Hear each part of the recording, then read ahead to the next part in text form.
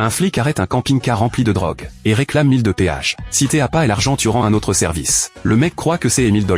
Du coup il envoie sa femme et s'en occuper. Come on, we'll be a team player. Les deux se disputent. Le flic dit à la dame de se détendre, qu'il ne s'intéresse pas aux femmes. Le mec percute immédiatement. Il se tourne et demande au fils d'y aller. Le fils comprend pas. Il est pas gay, il peut pas faire ça. Le mec lui dit comment tu sais si t'as jamais essayé. Le fils le croit et s'apprête à y aller. Le flic s'approche agacé et leur demande c'est 1000 pesos ou le service. Le mec calcule que ça fait que 80 $.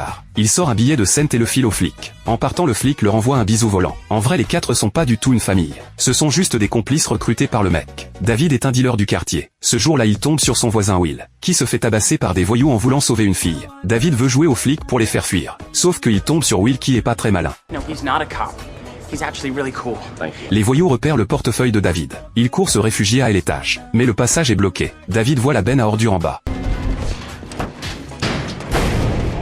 Résultat, il se fait défoncer quand même. Et la thune de son patron se fait voler. Mais le patron lui en veut pas. Au contraire, il lui propose un gros coup. Ramener un chargement du Mexique. Et il touche 100 000 en récompense. David accepte direct. De retour chez lui, il réfléchit à un plan. Un camping-car passe dans la rue. Un flic s'arrête gentiment pour indiquer la route au conducteur. Et là, David a le déclic. Se faire passer pour une famille en vacances en camping-car. Il va trouver Annie la stripteaseuse pour jouer sa femme. Elle l'envoie balader direct. David recrute ensuite Emma la fille qu'il a sauvée. Emma lui dit que si ça tourne mal c'est lui le kidnappeur. Avant de partir, il demande à Will et Annie de se relooker. Il regarde Will et lui dit en fait toi change rien. Puis David fonce chez le coiffeur. Et dit au coiffeur, faites-moi une coupe de mec qui bosse au bureau. Le coiffeur comprend pas trop. Le gars des à côté montre sa propre coupe. Une fois les nouvelles têtes prêtes, les trois arrivent à l'aéroport. L'agent de sécurité compare les photos des identités. Il y a que Will qui ressemble à sa photo. Du coup il se fait emmener pour un contrôle renforcé. Peu après les trois montent dans l'avion. Annie débarque en courant. En fait le club voulait diversifier ses activités. Le patron demandait aux danseuses de se prostituer. Annie a refusé net. C'est pour ça qu'elle les rejoint. Mais elle exige 30 000 pour sa part. La fausse famille est au complet. Arrivé sur place il découvre que le petit chargement c'est en fait un camping-car entier. Bonne nouvelle, il y a un complice au contrôle. Ça devrait passer tranquille. Sauf que à peine arrivé au poste, un autre trafiquant se fait choper. David pile à fond, et un paquet tombe du plafond. La femme dans la voiture des à côté voit tout. Heureusement elle croit que c'est un bébé. Pour pas se griller, David demande à Annie de faire semblant de porter un bébé. Sauf que le chien renifleur aboie comme un dingue sur leur caisse. Le militaire leur ordonne de descendre. Annie a encore le paquet dans les bras. Le militaire demande s'il transporte des produits interdits. Les quatre sont tétanisés. Le militaire s'apprête à fouiller le véhicule. Et là une horde de clandestins sort de sous le camping-car. Et détourne toute l'attention. Les quatre se regardent sans y croire. Dès que les militaires partent courir après les clandestins, ils sautent dans le camping-car et se barrent en vitesse.